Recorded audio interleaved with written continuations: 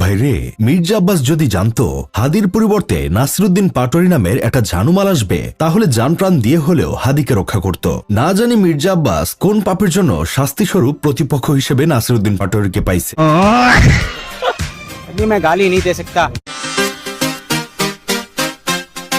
এসব গুন্ডা মাস্তান চাঁদাবাজদের সাথে নির্বাচন করে নিজের মান ইজ্জত যাচ্ছে। তিনি সকালবেলা উঠে আল্লাহর নাম নিয়েই চাঁদাবাজি শুরু করে।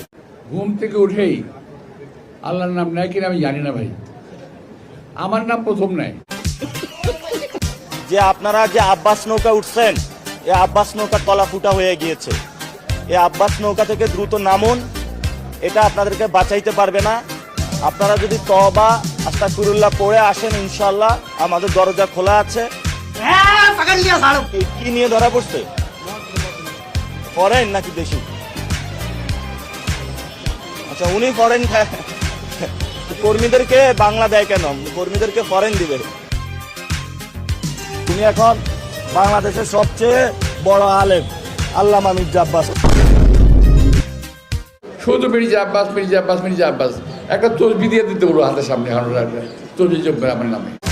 আজকে নাকি বাইতুল মোকাররমে একজন আসবেন অপবিত্র, তো সেইখানে রাস্তাঘাট সবকিছু বন্ধ করে দেওয়া হয়েছে। এটা কি প্রাইম মিনিস্টার নাকি জমিদারি এলাকা? ছাগলে কিনা খায়, পাগলে কিনা বলে। আমার মনে হয় তো তারেক রহমানও বিপদে আছে এই মির্জা আব্বাসকে নিয়ে, খুবই বিপদে আছে।